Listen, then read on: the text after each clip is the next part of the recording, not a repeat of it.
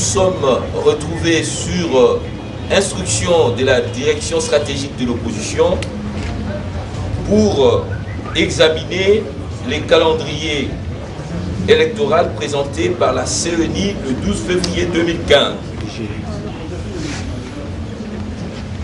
Les membres ou les experts, s'il faut les appeler ainsi, qui ont été désignés ont travaillé en passant à nos martyrs du 19 au 25 février 2015. Je vous prie à cet effet de consacrer quelques instants de silence en mémoire de ces martyrs.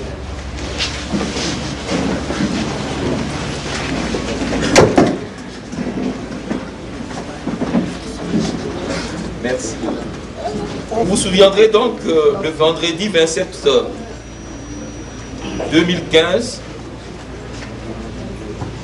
cette donc journée, au siège du FONUS à Kasavubu, après ce que je vous ai dit, l'analyse approfondie du calendrier des élections de 2015, publiée par la CENI, l'opposition politique voudrait rappeler que le calendrier des élections provinciales, urbaines, municipales et locales de 2015 et des élections présidentielles et législatives de 2016 est l'acte réglementaire de mise en œuvre de la loi électorale. Cette déclaration sera présentée en 3 temps. Nous allons d'abord vous donner le pré-acte, c'est-à-dire ce qui s'est passé avant. Vous ne comprendrez pas la logique qui sous-tend la position de l'opposition congolaise. Après le pré-acte,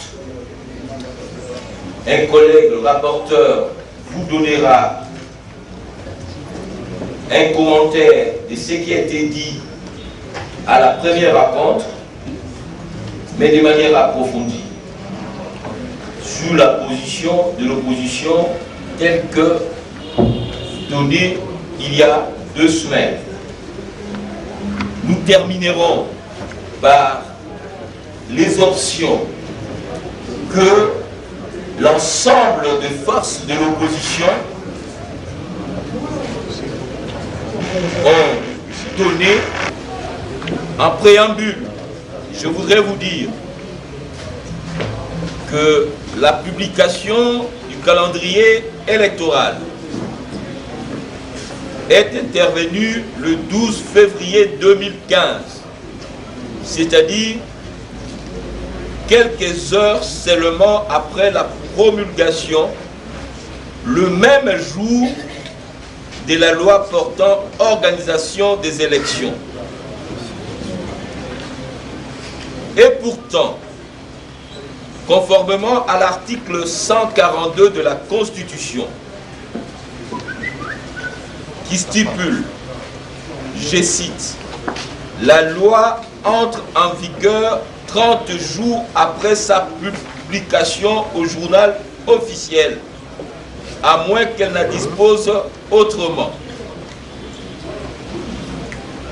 La loi électorale ayant été publiée au journal officiel hier, c'est-à-dire le 26 février 2015, même si elle date du 17 février 2015, la première question que nous nous sommes posée est celle de savoir sous l'empire de quelle loi ce calendrier a été publié. On peut donc constater in limine litis que la CENI a pris des distances avec le prescrit de la Constitution. En effet, le respect strict de la Constitution aurait commandé que la CENI ait attendu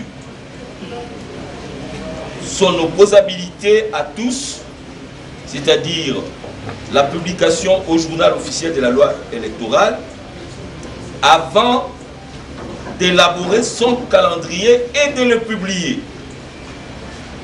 Voilà donc la première entorse à la Constitution, qui doit être le socle de mécanisme de gestion de notre État.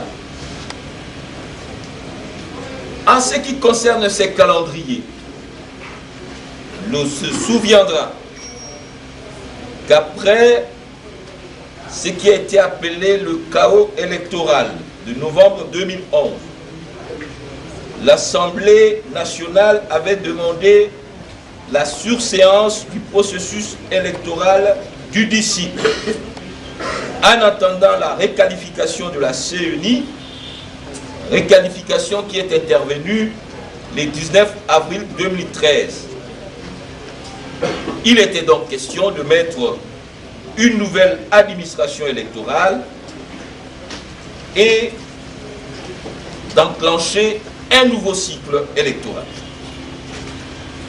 Après 6 mois d'évaluation, la CENI va dans un document du 30 janvier 2014 intitulé « La RDC, 2 ans après les élections. État des lieux et perspectives ». Document que la CENI considère comme sa feuille de route pour la poursuite des processus électoraux en République démocratique du Congo. Elle va nous proposer 2 hypothèses. La première hypothèse consistait à organiser les élections municipales et locales au suffrage direct en 2015.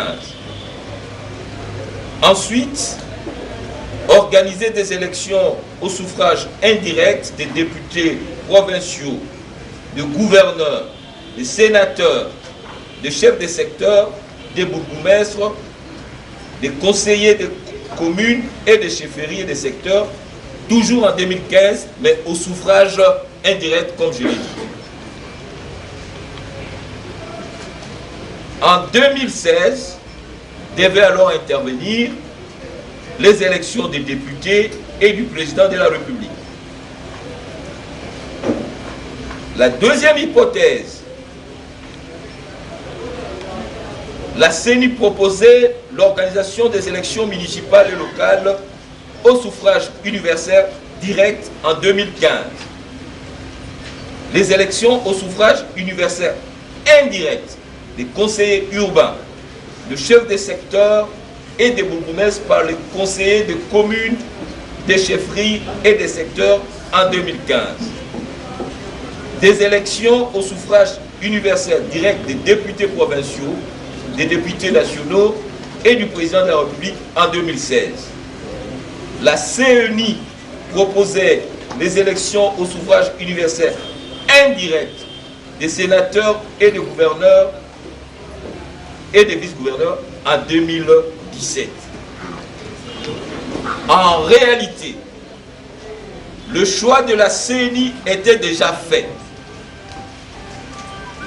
La première hypothèse était en fait une décision de cet organe qui était en ligne directe de la position du chef de l'État et du gouvernement. Il s'agissait donc d'organiser des élections au suffrage universel, mais indirectes. Cette démarche spécieuse de la CENI sera contestée aussi bien au plan interne qu'international, car elle provoquait des opérations qui exigeaient la révision de certaines dispositions constitutionnelles verrouillées par l'article 220, notamment les articles 197. Il faut aussi rappeler que l'Assemblée nationale ne s'est prononcée sur aucune de ces deux hypothèses. Aussi, le manœuvre de la CENI comportait des ambiguïtés, notamment sur l'organisation d'un référendum évoqué par l'abbé Maloumalou à Bruxelles en janvier 2014, ou encore d'un recensement qu'il tirait de toutes pièces d'une disposition de la loi organique du 19 avril 2013, manifestement irrélevante, à savoir l'article 9 alinéa 10. Il apparaissait que la CENI était dans un schéma d'entêtement et malgré les appels à la prudence de uns et des autres, la CENI va rendre publique la décision numéro 12/CEN/AP/14 du 26 mai 2014 portant publication du calendrier des élections urbaines, municipales et locales. Ce calendrier sera rejeté par l'opposition et la société civile et même par la communauté internationale qui exigeait un calendrier global et consensuel. La CENI va donc refuser formellement la publication d'un calendrier global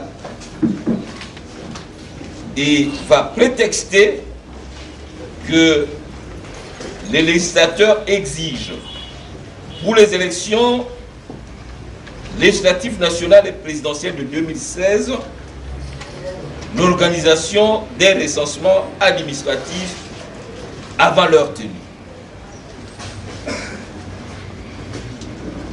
Le porte-parole du gouvernement va prendre le relais en annonçant que le Conseil de ministres a décidé lors de la réunion du 9 juin 2014 du principe de révision de quelques articles de la Constitution. Et cette révision s'est justifiée selon le porte-parole, j'espère du gouvernement, par la nécessité de corriger les faiblesses qui ont été à la base des dysfonctionnements observés, notamment lors des élections législatives et présidentielles de novembre 2011. Dysfonctionnements ayant engendré de nombreuses irrégularités, tant décriées aussi bien par la communauté internationale que la communauté nationale. Il fallait, selon le porte-parole du gouvernement, finaliser la décentralisation au moyen de l'organisation effective des élections au niveau local. Dans cet élan, 4 projets de loi adoptés par le gouvernement seront déposés au Parlement. La stratégie du gouvernement, aidé malheureusement par son bras séculier, la CENI, était claire. Comment permettre à la majorité de conserver au pouvoir en tripatouillant même les dispositions verrouillées à l'article 220 de la Constitution. Mais le contexte interne et international vont changer la donne. Au plan international et interne, il s'est installé une forte mobilisation sur l'impératif de protéger les constitutions.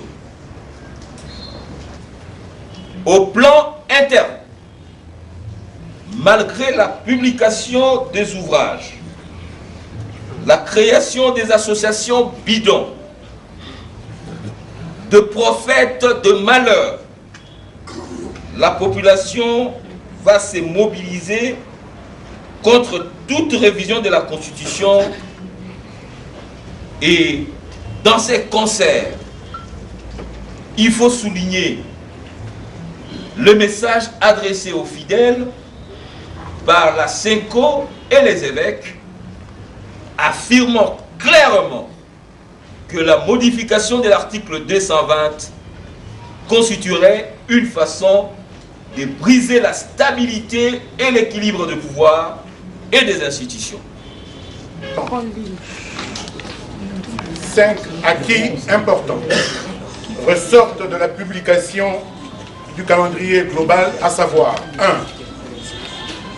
Le calendrier global est la conséquence de la volonté populaire exprimée lors des événements du 19 au 25 janvier 2015 et traduit le refus par le peuple congolais du maintien de M. Kabila au pouvoir au-delà de 2016. 2.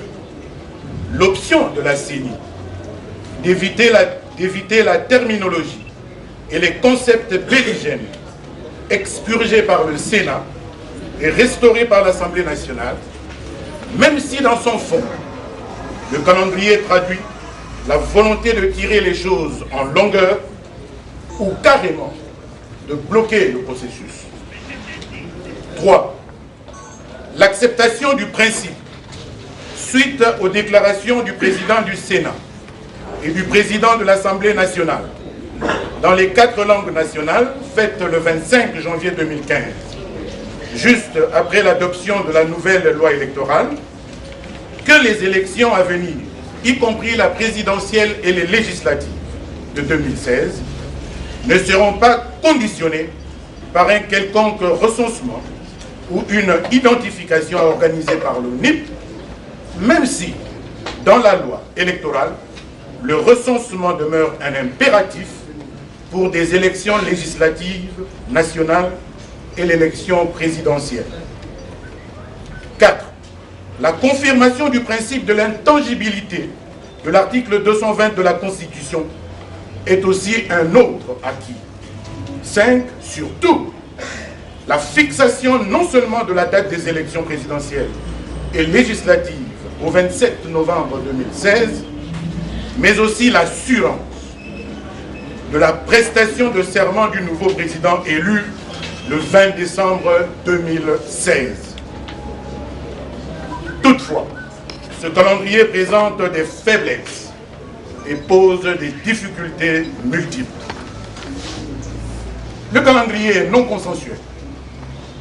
Il est vrai que la CENI est détentrice du pouvoir légal d'élaborer et de publier le calendrier électoral. Seulement, pour l'opposition politique et les organisations de la société civile, le consensus recherché autour du calendrier électoral est consubstantiel à la démocratie en ce qu'il nous permettra, dans une démarche participative de toutes les parties prenantes, de nous mettre d'accord sur les règles du jeu. Autrement, nous créons nous-mêmes en amont les conditions de contestation des résultats, et si tel est le cas, il faut dès à présent désespérer des élections apaisées en République démocratique du Congo. Sauf si la CENI projette à dessein un désordre généralisé qui profitera à une des parties au détriment de l'intérêt général. Le calendrier est irréaliste. L'irréalisme de ce calendrier procède des incertitudes liées au nombre élevé des contraintes externes listées par la CENI, et le calendrier n'offre pas des garanties suffisantes que les institutions concernées par ces contraintes les rencontreront à bonne date. En fait, la démarche de la CENI renferme l'objectif de faire constater, le moment venu, à l'ensemble des partenaires, de l'impossibilité d'organiser ces élections dans les délais. Un projet funeste de fait accompli, inacceptable. Car ce calendrier est un véritable défi national, dans la mesure où il sera question d'organiser près de 13 scrutins en 2 ans, dont 6 scrutins directs et 7 scrutins indirects.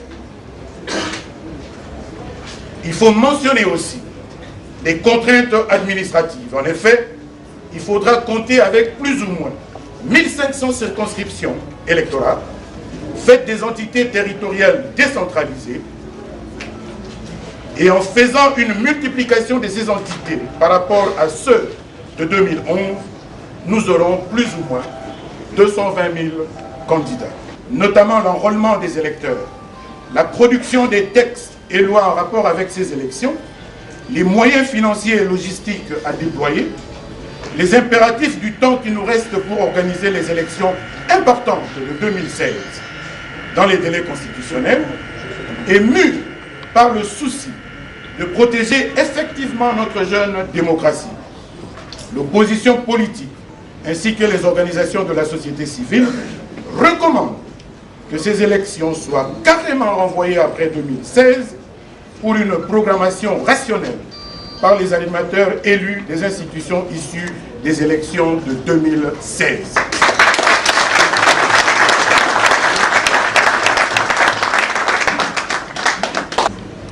Il est évident qu'en excluant du processus électoral près de 5 générations de nouveaux majeurs depuis les élections de novembre 2011, ce calendrier viole effectivement l'article 5 de la Constitution en son dernier alinéa qui stipule, je cite, « Sans préjudice des dispositions des articles 72, 102 et 106 de la présente Constitution, sont électeurs et éligibles dans les conditions déterminées par la loi tous les Congolais de deux sexes, âgés de 18 ans révolus et jouissant de leurs droits civils et politiques. » Fin de citation.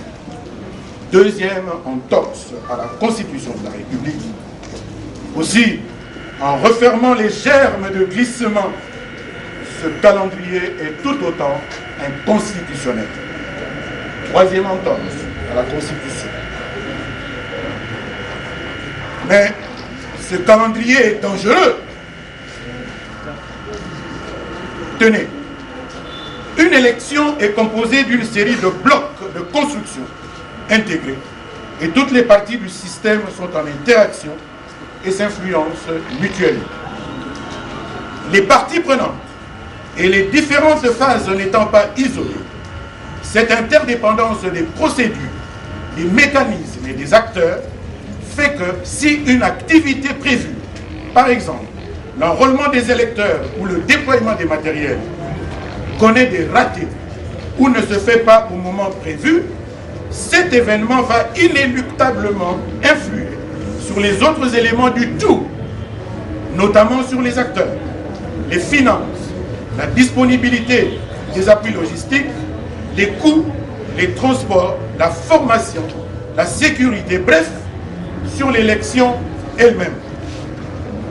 En analysant ce calendrier en profondeur, il se dégage une volonté manifeste de créer un nouveau chaos électoral et de fragmenter le pays. La volonté de statocide se révèle dans l'approche du gouvernement de démanteler les entités déconcentrées. Le ministère de l'Intérieur a déjà interdit aux commissaires de district, aux chefs des cités et de postes de travailler, de coupler dans la précipitation les scrutins locaux et d'installer en même temps les nouvelles provinces après 9 ans de léthargie intentionnelle. Le calendrier est mensonger et aléatoire. Le mensonge apparaît lorsque la CNI parle notamment de la constitution du fichier d'état civil des Congolais de l'étranger que le gouvernement doit réaliser en un jour, soit le 2 mai 2015. À n'en point douter, la démarche consiste à appâter et à tromper la diaspora congolaise. Il est aléatoire parce que le budget reste tributaire d'un plan de décaissement inexistant. Un budget qui est passé de 750 212 788 $ américains en janvier 2014 à 1,145 milliard de dollars non ventilés et manifestement non exhaustifs. Car il faut prendre en compte près de 500 millions supplémentaires pour l'enrôlement des électeurs. Crédible, transparente, démocratique et dans les délais constitutionnels pour l'opposition politique et les organisations de la société civile, la réponse est non.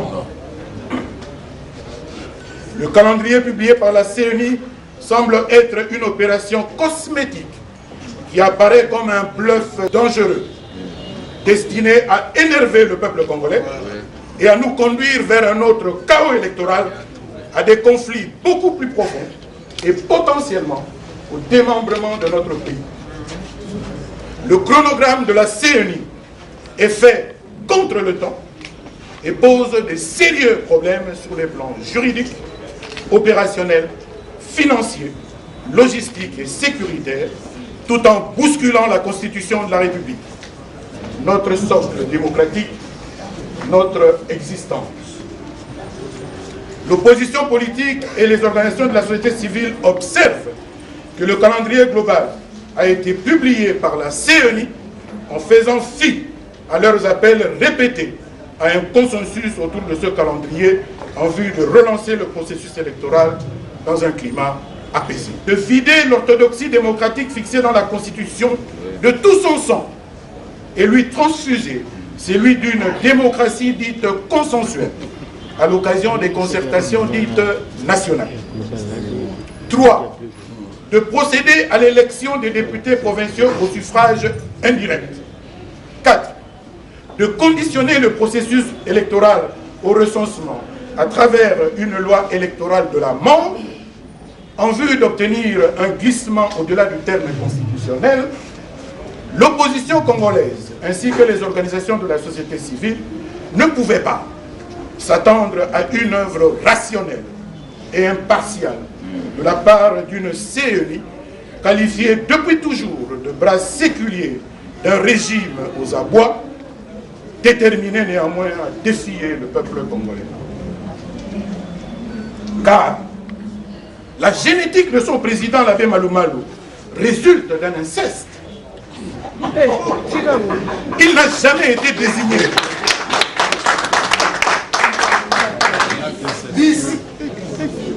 La génétique de son président, l'abbé Malou Malou, résulte d'un inceste. Il n'a jamais été désigné par l'Église catholique. La même Église catholique.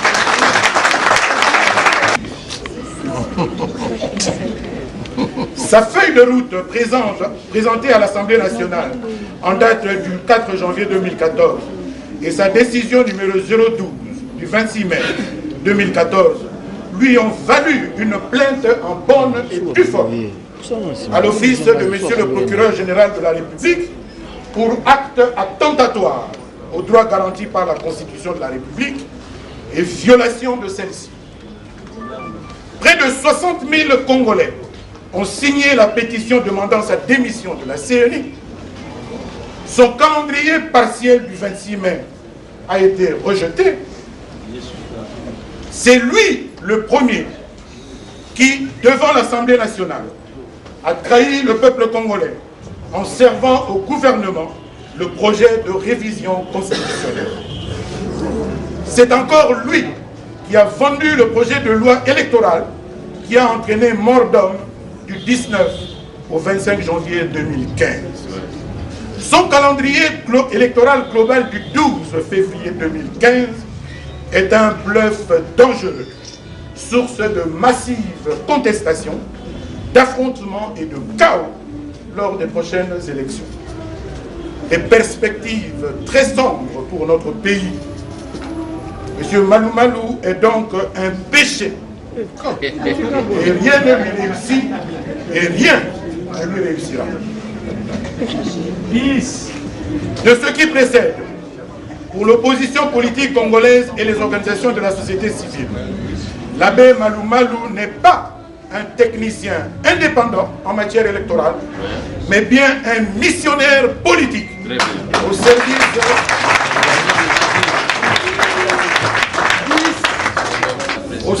de la mouvance kabiliste et en soutien à une logique autoritaire visant l'insécurité généralisée dans notre pays.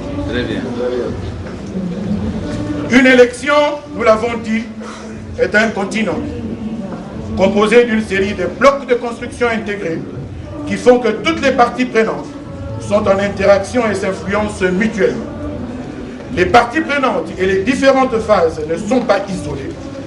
Et cette interdépendance des procédures, des mécanismes, des acteurs, fait que si une opération, par exemple, l'enregistrement des électeurs ne marche pas, cet événement influe négativement sur les autres éléments du tout, y compris sur les hommes et sur les finances, sur la disponibilité des appuis logistiques, les coûts des transports, la formation, la sécurité à la fin, sur la crédibilité de tout le processus lui-même.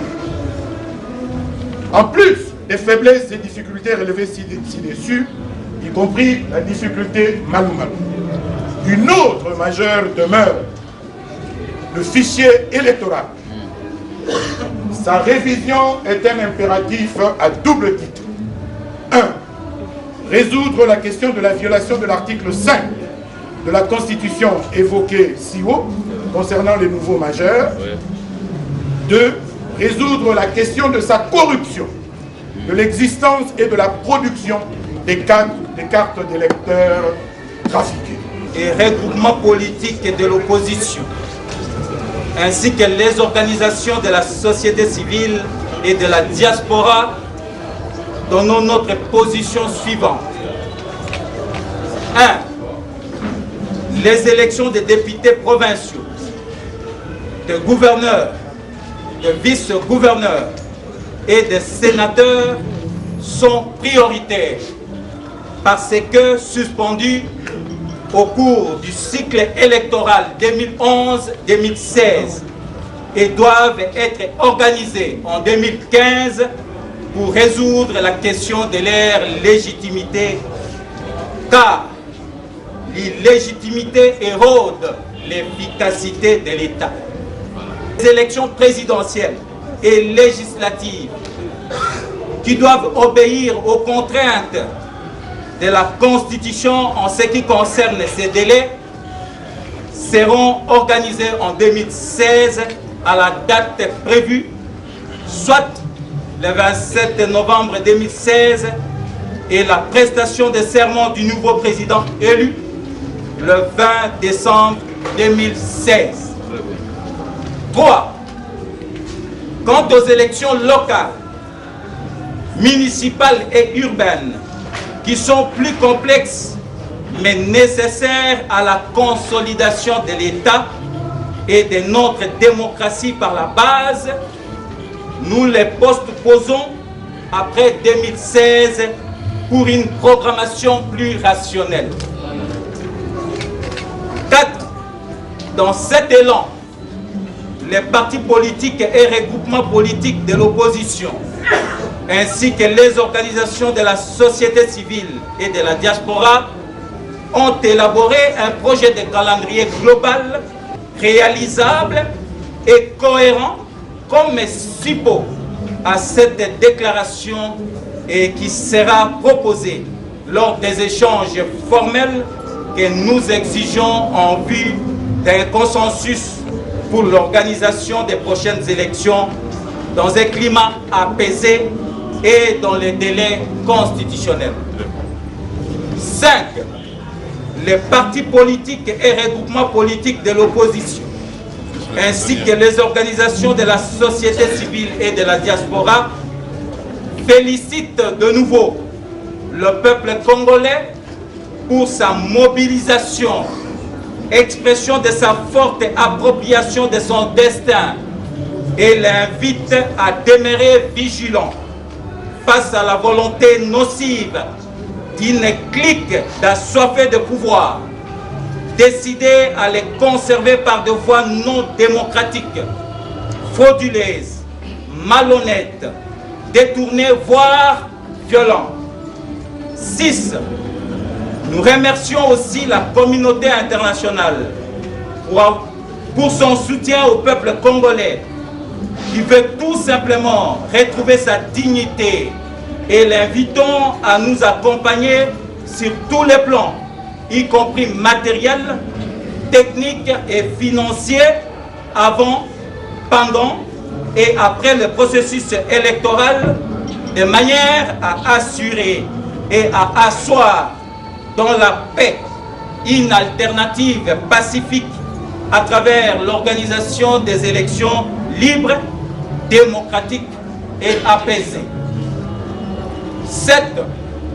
Nous invitons et surtout mettons en demeure la CENI à arrêter son entêtement et son alignement aux thèses destructrices, démocraticides, liberticides et statocides du pouvoir en place pour prendre en compte les préoccupations de toutes les parties prenantes, à savoir les partis politiques, la société civile, c'est-à-dire du peuple congolais et même de la communauté internationale. 8. Faute de s'aligner, l'opposition ainsi que les organisations de la société civile, s'appuyant sur l'article 64 de la Constitution, inviteront le peuple à mettre définitivement hors d'état de nuire ceux qui sont à la solde des forces obscures et qui œuvrent pour la fragmentation de la République démocratique du Congo, notre pays. 9. En attendant de favoriser la décrispation politique pour les élections apaisées, justes et crédibles, l'opposition ainsi que les organisations de la société civile exigent la libération immédiate et sans condition de tous les détenus politiques et d'opinion, notamment de M. Christopher Ngoï Moutamba, de l'honorable Eugène Diomindongala, de l'honorable Jean-Bertrand Ewanga, M. Vano Kiboko, Jean-Claude Mouyambo, Cyril Moupopa, Mike Moukebaï et tant d'autres. L'opposition exige aussi la réouverture des médias privés fermés, à savoir Canal Futur Télévision, RLTV, CKTV, RTCE, ainsi que des communications numériques. Nous exigeons aussi l'indépendance de la justice qui doit cesser d'être instrumentalisée par le pouvoir dans le but d'arrêter ou de museler les opposants ou les membres de la société civile. L'installation effective de la Cour constitutionnelle, la neutralité de l'armée, de la police nationale, des services de sécurité ainsi que de l'administration publique, fait à Kinshasa le 27 février 2015. Nous vous remercions.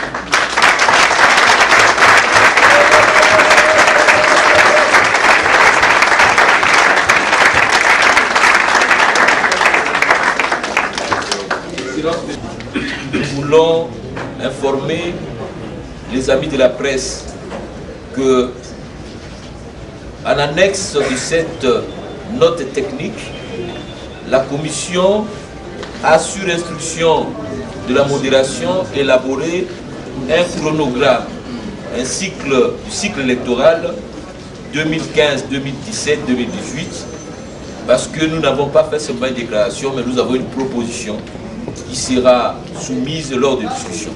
Encore une fois, Monsieur le Président de la modération, Monsieur le Président des partis politiques, nous vous remercions pour la confiance que vous nous avez témoignée et nous vous remercions et nous vous mettons à votre disposition. Merci beaucoup.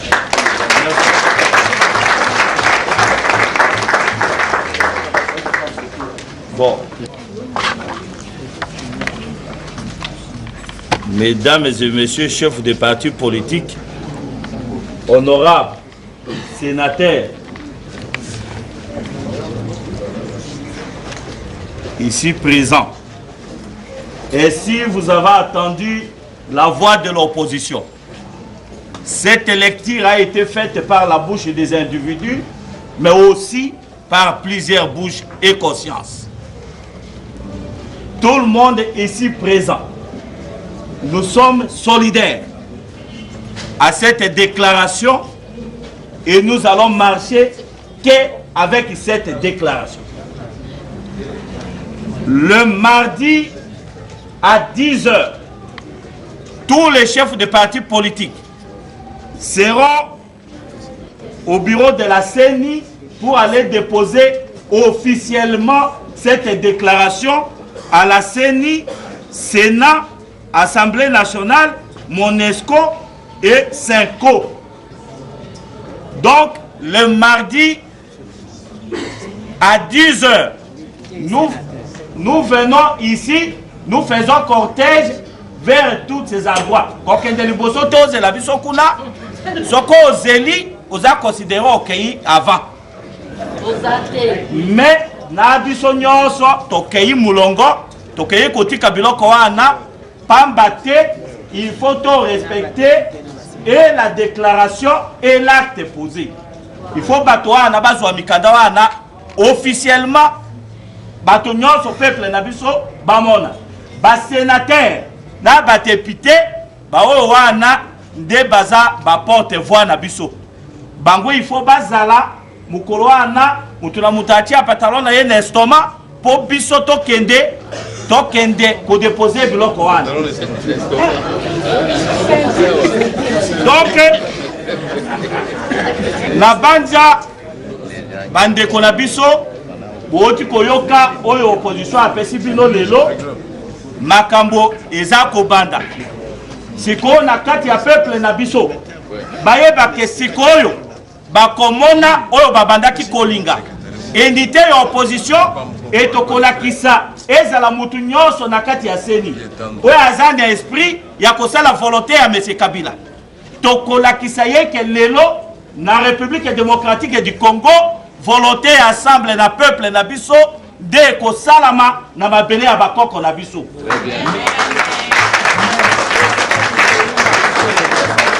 Ba Congolais nyonso baza déterminé pote batala mukolo wana oyo biso nyonso tukoaccompagner M. Kabila vers la porte na oyo akokota ya sika. Muto oyo aza na mubangi atia mubangi na frigo, muto oyo aza na mubangi atia yango na kati ya congélateur po ekangama. Oyo nyonso aza peuple kazali mwana ya mboka oyo. Nous sommes déterminés, ça fait plus de 10 ans Kabila na batu na ye baza komema biso ndenge bango balingi sikoyo tokolakisa bango que le peuple est décidé pour le voir dehors. Ce qui va respecter le calendrier autoproposé, tokotala entre Kabila na peuple na nazali na pouvoir. Et là c'est la rue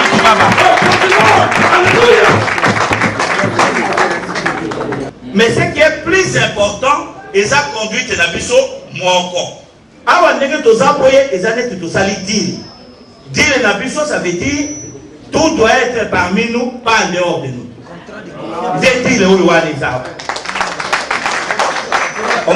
Donc ce que tozana mabe na banini qu'on se corrige entre nous. Il ne faut plus toyoka ba murmure awa olingi tete ya muto oyo te. C'est impossible parce que même yo osala ozosala politique mozanza mete. Oyo yo tinda batuna ba muto yo olingi komona na oyo yo olingi komona. Ça veut dire il faut qu'on se tolère. Poste des aliments moko, quelles que soient nos ambitions, tokokende biso nyonso na poste wana te. C'est Dieu qui sait qu'il a déjà choisi. Alléluia. Donc je crois que na nyonso tozo sala awa même de ozo mona makambo ya ba makaro c'est juste pour la sécurité na biso. Pour te identifier ozana fonction nini ozana nini place nini il faut to tia yo parce que tout celui qui fait politique aime les égards particuliers. Ce qui est politique, femme ou homme, aille à quelque niveau que ce soit. Vous allez attention à été, vous l'avez déjà choqué. C'est comme ça que vous voyez que nous faisons tout pour que ordre résalve. Nous c'est avec le concours de tout le monde ici. Ce n'est pas le FONUS a juste les cadres, mais ça a appris de tout le monde avec leurs idées les tout matériel, c'est comme ça que nous arrivons à mettre ça en pratique. J'aimerais que vraiment les gens comprennent ça. Et puis, pour désorganiser, et possible que les choses sont terre. Parce que degré à conscience de commune à Yango. Et commis impossible. Je dois continuer au chômage. J'ai tout fait dans ce pays pour continuer dans le chômage. Donc, c'est pour ça.